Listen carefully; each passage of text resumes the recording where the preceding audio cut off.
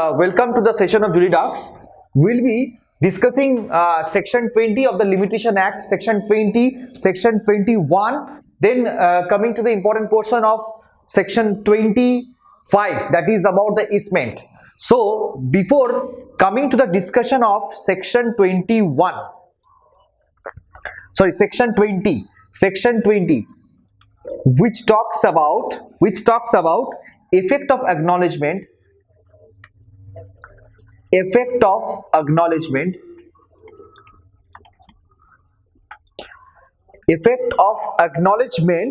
or payment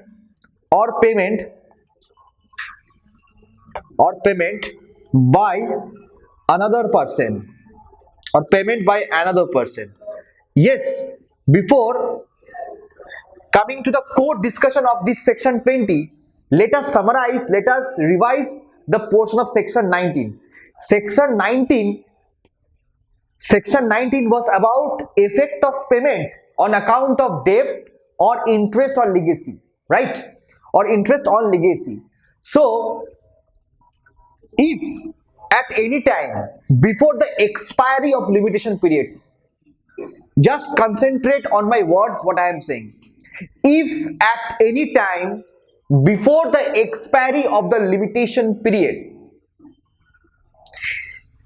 part payment has been received by the creditor or the payer, if at any time before the expiration of the limitation period, any part payment which has been received by the creditor or the payer in respect of such debt from the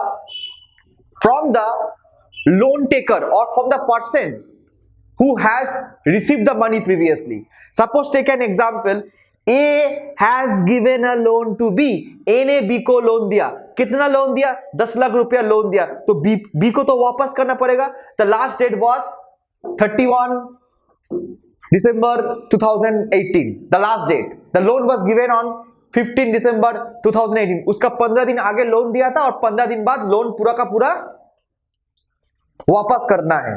वापस नहीं किया. सो limitation period कब से शुरू होता है? Limitation period start होता है from 1st Jan 2019 to till 3 years, that is 31st December 2021. 3 साल खत्म होता है 19, 20, 21. उस 3 साल का अंदर the person who is aggrieved, the person who is the plaintiff in this case, the person who has given the loan, that is Mr. A, can bring a suit against Mr. B within these 3 years. That is the limitation period. Now, in the meanwhile, if B has made a part payment within that limitation period, suppose take an example, 2020 में B ने A को कुछ part payment किया, मान लो 4 लाख रुपया दे दिया, बाकी 6 लाख नहीं दिया है, तो 4 लाख देने से वो एक्नॉलेजमेंट बन जाता है. That is called effect of payment on account of debt और इंटरेस्ट और legacy. So if any part payment has been received by mister A in respect to such debt, so from the day when he received the part payment, a fresh limitation period starts again. तो जिस दिन acknowledgement किया है, जिस दिन मान लो ऐसा भी हो सकता है कुछ लिख के दिया है, ऐसा भी हो सकता है क्या मैं आपको 1.5 साल क्या और 6 महीने का अंदर पूरा पैसा वापस कर दूंगा. वो एक्नॉलेजमेंट लिख के दिया, जिस दिन दिया है उस दिन से फिर से 3 साल फ्रेश लिमिटेशन पीरियड मिल जाता है. किसको मिल जाता है? प्लेंटिफ को मिल जाएगा. तो उससे उसका कनेक्शन लेके आज का मेरा टॉपिक जो है that is section 20.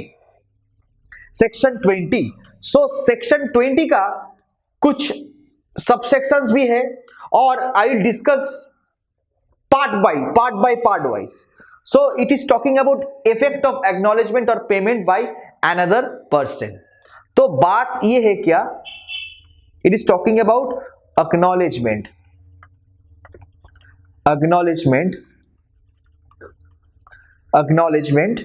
or payment, acknowledgement or payment made by another person. Fine. इसमें थोड़ा जगह कम है. We will start this subsection 1 of section 20 in a fresh page. Let us see. Okay. Just give me. Okay. We'll start with first section 20 subsection 1. See, section 20 subsection 1, what actually says? It actually deals who are the agent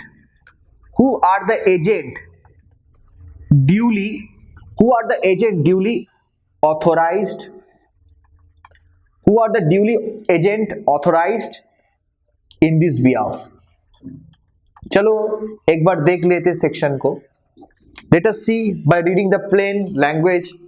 Section 20 is saying that the expression agent duly authorized in this behalf, जो मैंने अभी लिखा, in section 18 and 19 दोनों, shall in the case of a person who is under disability, जिसको कुछ disability, legal disability का कारण कुछ प्रॉब्लम फेस कर रहा है, वो ऐसे मान लो डिसेबिलिटी हो सकता है that person is an unsound mind, take an example, और अ लुनेटिक और a idiotic, includes his lawful guardian, committee और मैनेजर और an agent duly authorised by such guardian, committee और manager to sign the acknowledgement और make the payment. So here agent duly authorised in this behalf, in the first portion it is saying about number 1 is lawful guardian.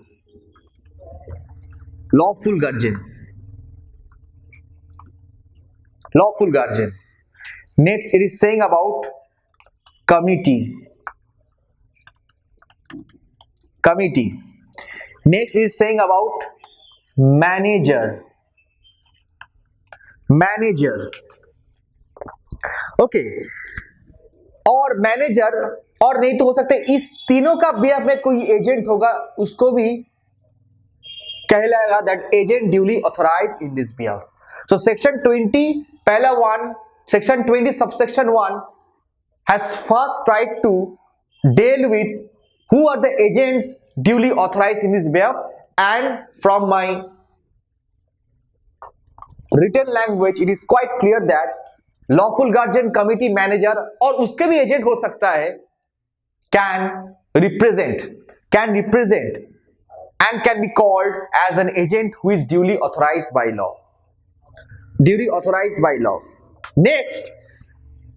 Next in section 20 subsection 2 it is saying about that who shall not be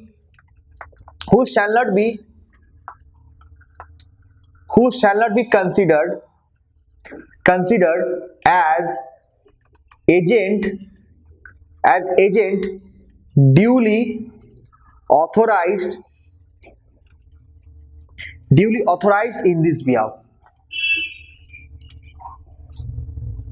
Let us see who shall not be considered as an agent duly authorized in this behalf has been mentioned in section 20 subclass 2 very clearly. They are partners, executors,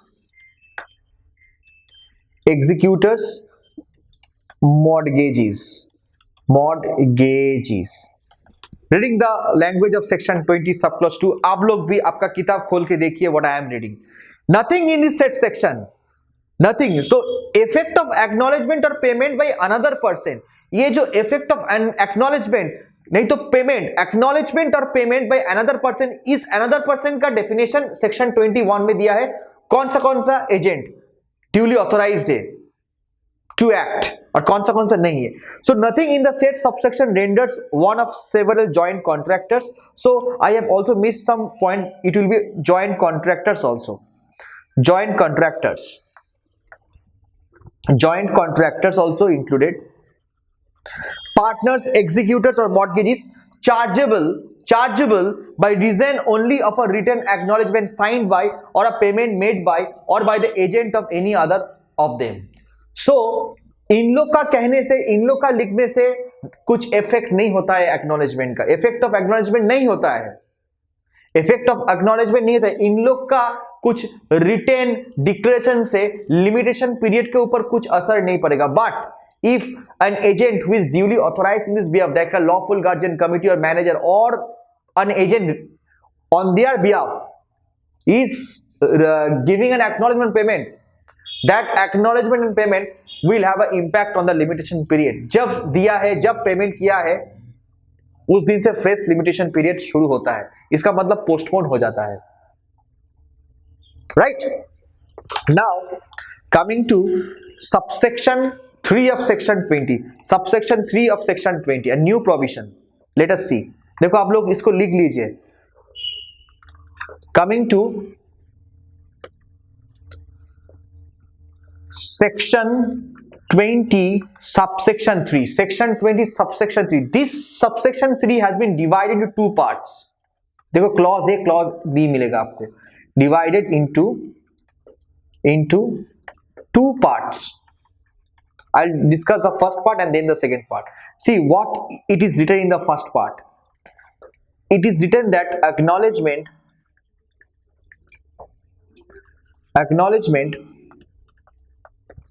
signed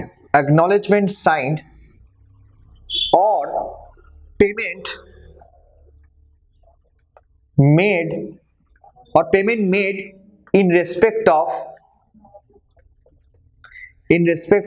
any liability, or by any person,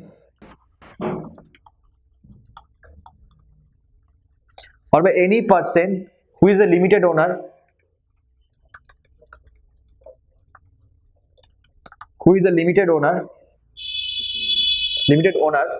of the property, who is the limited owner of the property governed by Hindu law.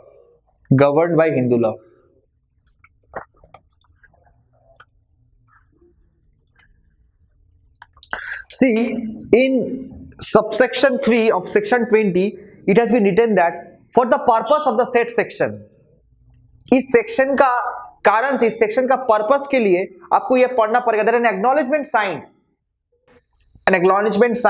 or payment made in respect of any liability or by any duly authorized agent, जो मैंने पहले section 21 में बोल दिया, or any limited owner of property who is governed by Hindu law, or any limited owner of property can be said as a कर्ता of the property. कर्ता, limited owner, क्योंकि Hindu under family में कर्ता ही जो होता है वो हेड होता है, सो वही ओनर होता है एक्चुअली। सो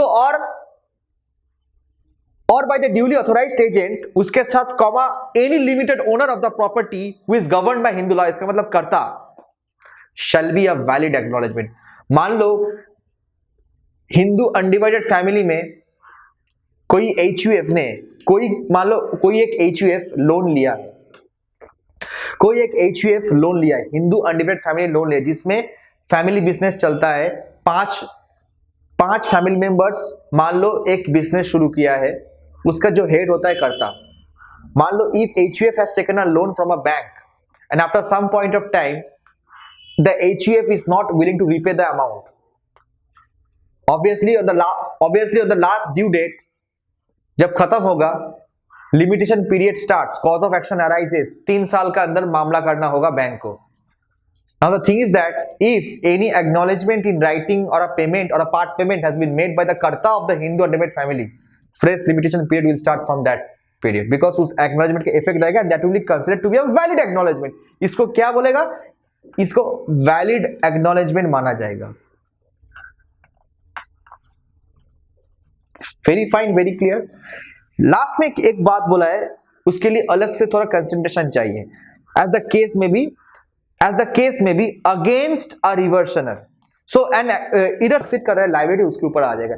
ये पर्टिकुलर एक लाइन के लिए इतना आपका एक्सप्लेनेशन था। Fine, next coming to the second point, B clause.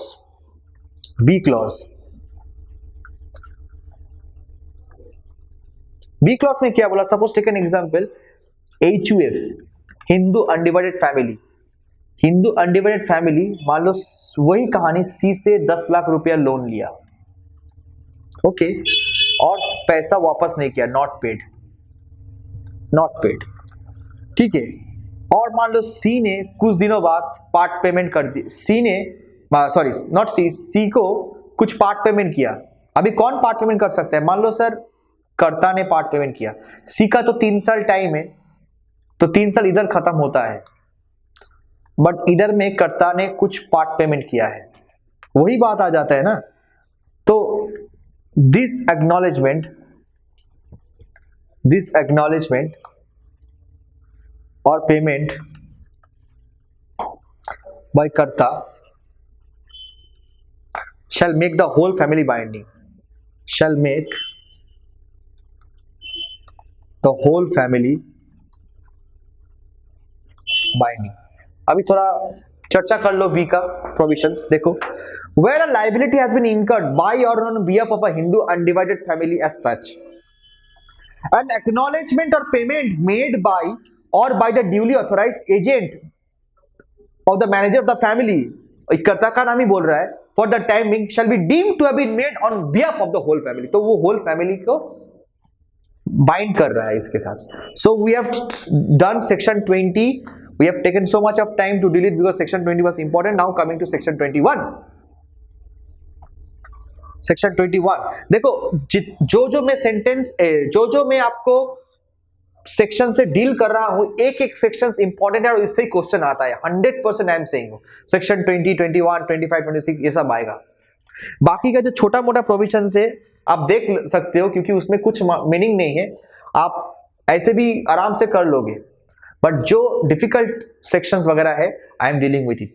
Now coming to section 21, section 21, section 21,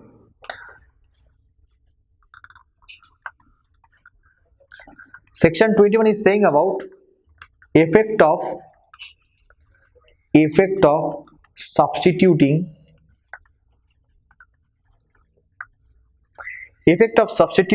or adding new plaintiff or defendant, यही बात है ना। अच्छा एक बात बोलो, we have done order 1 rule 10, yes sir, that was about adding, substituting and striking of parties.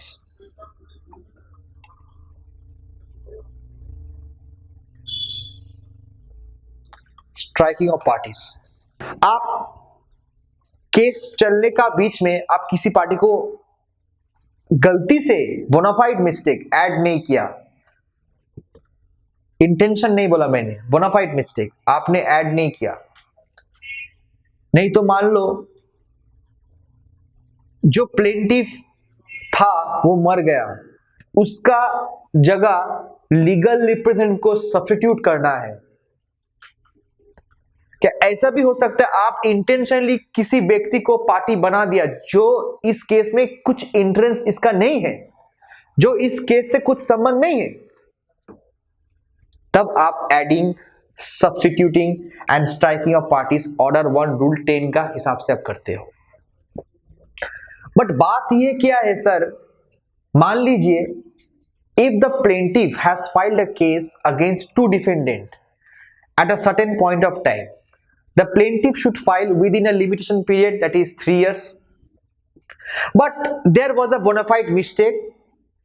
The plaintiff after some point of time is filing an application under order 1 rule 10 for adding another defendant. Can he do so? Yes sir, the burden of proof lies upon the plaintiff to prove that it was a bona fide mistake, that he has not added the defendant at that point of time. But बात मान लो इधर में हो गया, कोई बात नहीं है, बट आप बोलो लिमिटेशन पीरियड कब से क्या शुरू होता है, एडिंग ऑफ पार्टी के साथ साथ जिस पार्टी के अगेंस्ट को, मान लो जिस पार्टी को पहले पार्टी नहीं बनाया था, अचानक पार्टी बना रहे हो, so from that context whether there shall be any effect on the limitation period or not. मामला तो शुरू तो बहुत पहले से हुआ था, आप बीच में से किसी पार्टी को ऐड कर रहे हो, तो उसके लिए लिमिटेशन एक्ट में क्या कुछ चेंजेस आ सकता है ना, हाँ क्या नहीं, let us see. So where after the institution of suit, I am reading section 21, where after the a new plaintiff or defendant is substituted or added, add किया आपने, the suit shall as regard him, जिसको add किया, जिसको आपने add किया, the suit shall as regard him मतलब जिसको add किया आपने, be deemed, सोचा जाएगा, to deemed, सोचा जाएगा, सोचा नहीं, सोचा भी नहीं, माना जाएगा, आप बोलो माना जाएगा, the suit shall be deemed to have been instituted when he was so made a party। Law का एप्लीकेशन बहुत क्लियर है, लॉ बोल रहे हैं मान लीजिए आप किसी को गलती से पार्टी नहीं बनाया जिसको बनना था केस में, और आपने केस फाइल किया 2007 में और 2010 में उसको पार्टी बना रहे हो केस में, तो आपको तो सफिशिएंट कॉज भी देना पड़ेगा कोर्ट में, क्यों आपने पहले उसको ऐड क्यों नहीं किया था, आपका जो बोनाफाइड मिस्टेक है वो सच में बोनाफाइड है क्या नहीं, गुड फेथ में है क्या नहीं, court will justify that, court will justify that, because another party when added there may be a delay of proceedings, the civil suit may be dragged for some point of time, the court may also get harassed, again उसको party लेके आओ, फिर से नया तरीके से उसके नया केस शुरू करो, ये तो नहीं होगा ना, केस तो ऑलरेडी पेंडिंग है। तो even if there is such a reason to believe that a party was not added due to some bona fide mistake, the court would think, the law is saying that the court would think that he was made a party, but party आपने instant बनाया, pending case होने का time, case pending जब है उस time आपको उसको party बनाया, बट कोर्ट उसको मान लेगा क्या, आपने सही पॉइंट में टाइम में बनाया था जब आपने केस फाइल किया, माना जाएगा, shall be deemed, clear, okay. Next suppose एक एग्जांपल दे देता हूं, चलो, डिस्प्यूट अराइज हुआ है आपका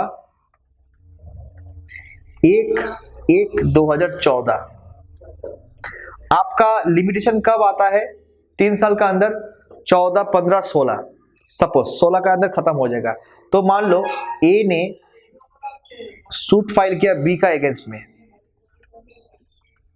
ठीक है, प्रॉपर कॉज ऑफ एक्शन भी था और फाइल किया, मान लो 1/1/2015, 1 साल का अंदर फाइल किया, very fine cause of action है, टाइम है, सब कुछ प्रॉपर है। कुछ दिन बाद ऐसा लगा क्या, ए ने दोबारा फिर एक एप्लीकेशन किया कोर्ट को for adding C in this case, और वो एप्लीकेशन कब था, 1/1/2016। चलो, in this matter A can substitute or not substitute, A can add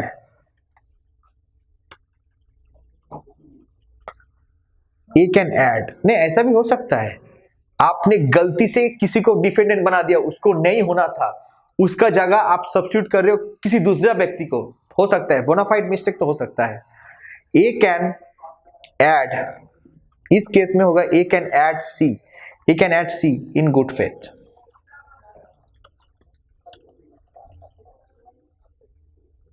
but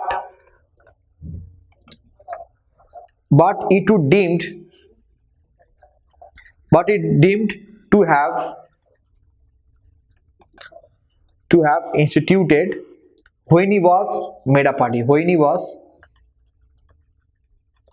so made a party, यही तो बोल रहे हैं ना, the law is very clear, when he was so made a party। now ऐसा भी हो सकता है, however if now C is a new person in this case, C is making an objection, A can prove in good faith that C was actually a party in this case, C's objection should be dismissed. But the burden of proof, the burden of proof is on A, the burden of proof is on A. चलो fresh में लिखता है,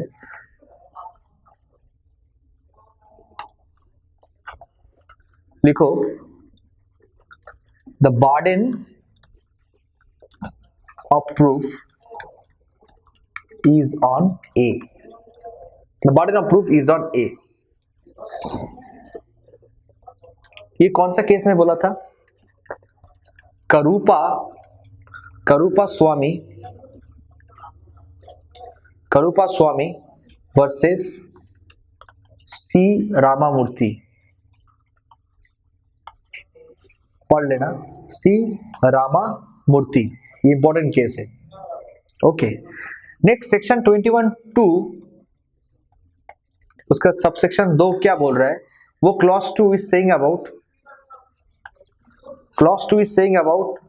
case of assignment,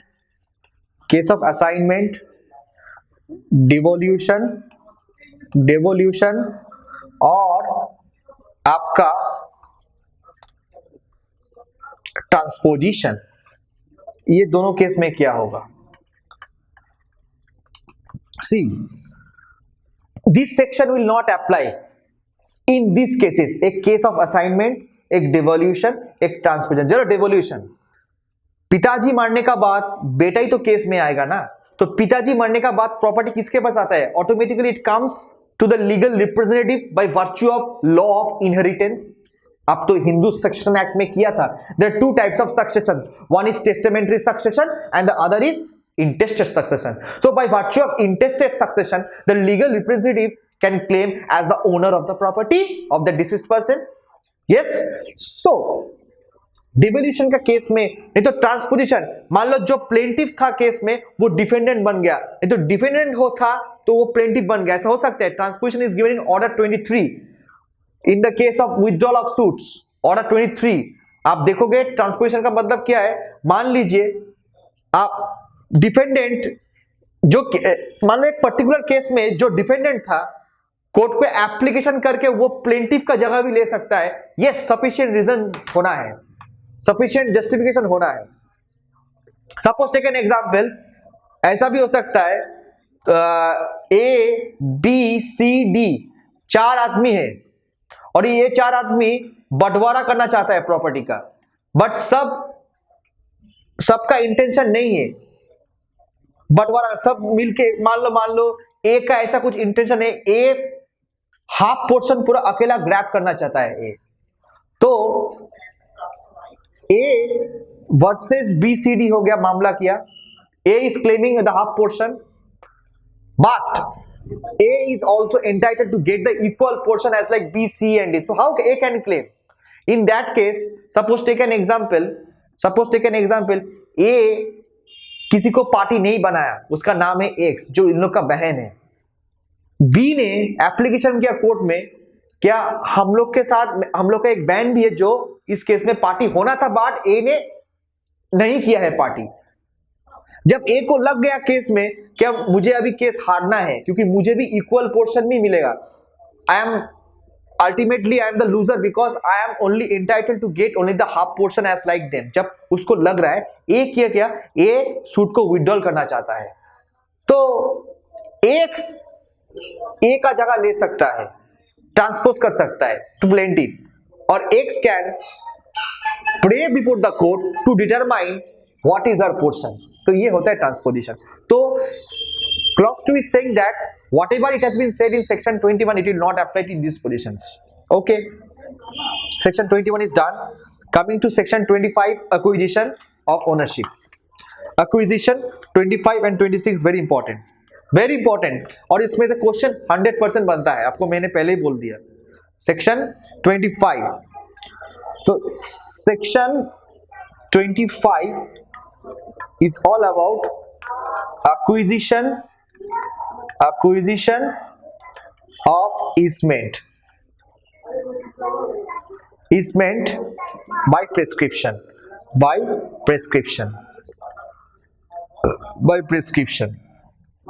let us see acquisition of easement by prescription। देखो पहले जो clause 1 बोल रहा है ध्यान दो उसका, पहले आपको देखना है what do you mean by easement. Easement का डेफिनेशन दिया है आपका सेक्शन 2 ब्रैकेट एफ में। उसमें लिखा है क्या, any right which has not arised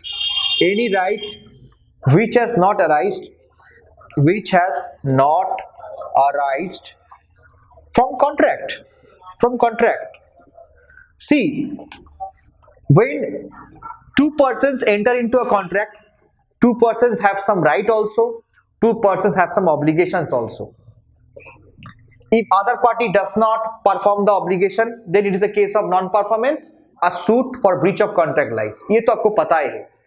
But easement is something, a right which is not arise from a contract, किसी कॉन्ट्रैक्ट से easement arise नहीं होता है। सर कैसे, कौन कौन चीज के, मान लो लाइट, एयर, वे, वाटर कोर्स, नदी का पानी जैसे जाता है सब लोग पीते हैं, वाटर कोर्स। आप तो नहीं क्लेम कर सकते हो क्या ये मेरा वाटर है वाटर कोर्स। अदर्स भी हो सकता है, कुछ अदर्स, कोई मान लो पॉजिटिव नेगेटिव इन्वेस्टमेंट भी हो सकता है, पॉजिटिव नेगेटिव इन्वेस्टमेंट्स। तो मान लो पहले आप देखो light, air, water course, this are claim to be easementary rights. मैं एक जगह में suppose take an example, 2 minute के लिए सोचो। जब आपने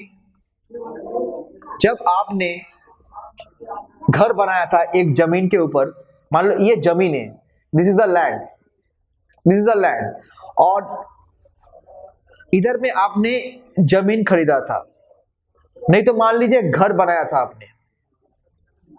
आपने इधर घर बनाया था, और उस टाइम में आप इस प्रॉपर्टी में खाली अकेला रहते थे। You are the only person who has constructed a property on this particular land, और इस जगह से आपने आपका रास्ता भी बना लिया शहर जाने के लिए। इस रास्ते में आप कुछ गेहूं वगैरह करते हो, suppose take an example. But धीरे धीरे जितना पॉपुलेशन बढ़ता जा उतना घर भी होता गया। मान लो रास्ते के ऊपर एक घर हो गया, सपोज टेक एन एग्जांपल, इतना घर भी हो गया, होता है ना, पॉपुलेशन बढ़ता है तो घर भी होता है।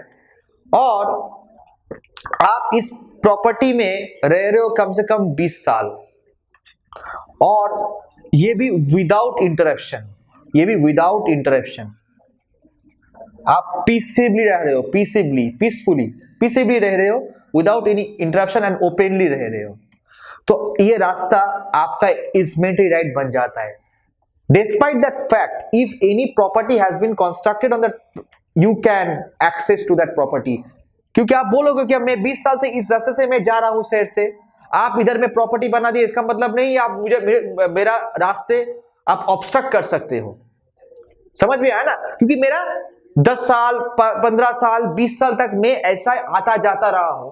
आप अचानक 25 साल बाद प्रॉपर्टी बना दिया और मुझे बोल रहे हो नहीं भाई कल से इधर से मत जाओ, you can not obstruct me because I enjoyed that particular access, particular way. कुछ काम नहीं किया है, वैसे ही पड़ा हुआ है। The land was not utilized by C at any point of time, and that advantage was taken by A by using this property as servient tenement for enjoying his own property.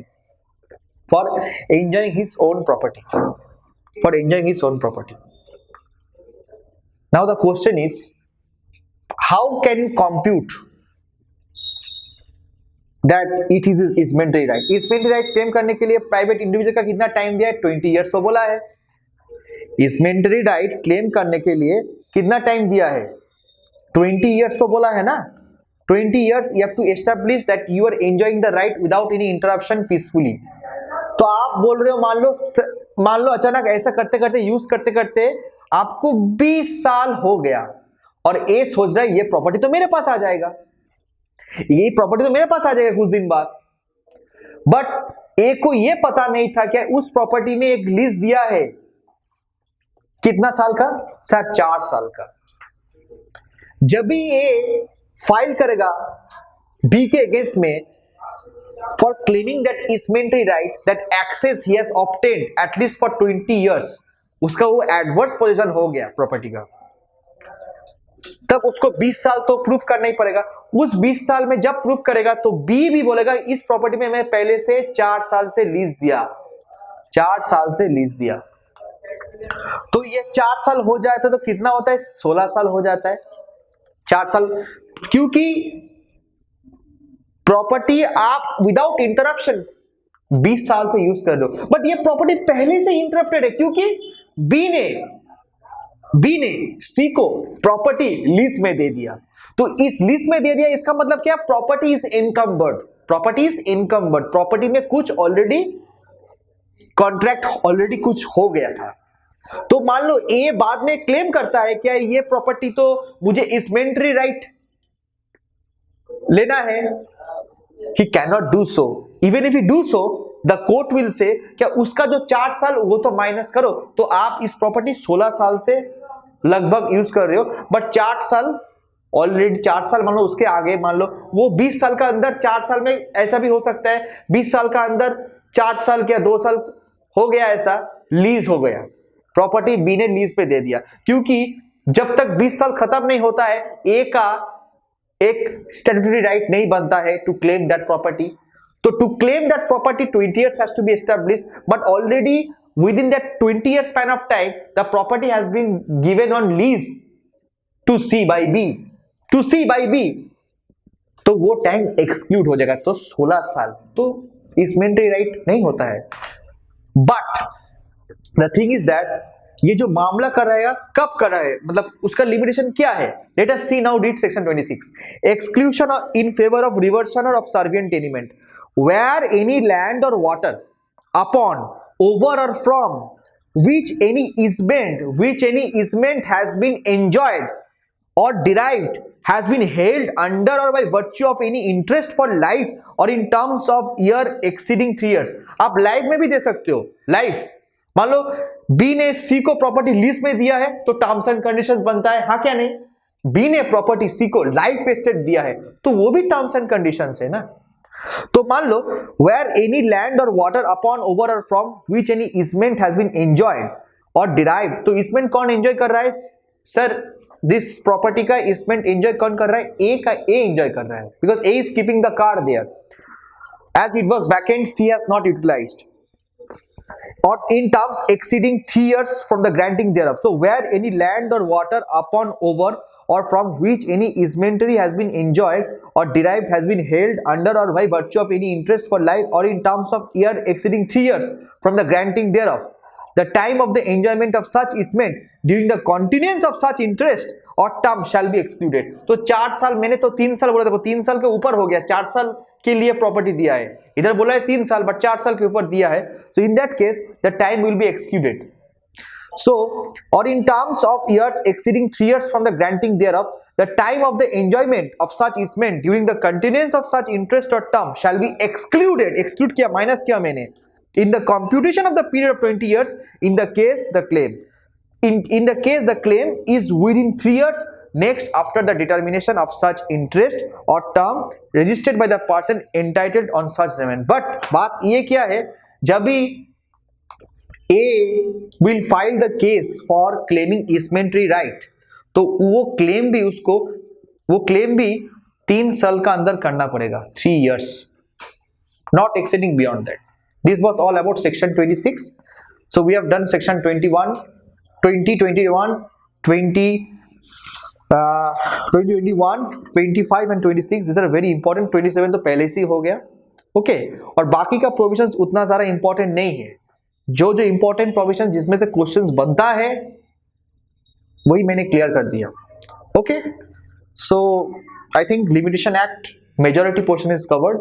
You can study, you can listen my lectures, and easily will be able to grab the sections whatever the intentions. But it's very tough.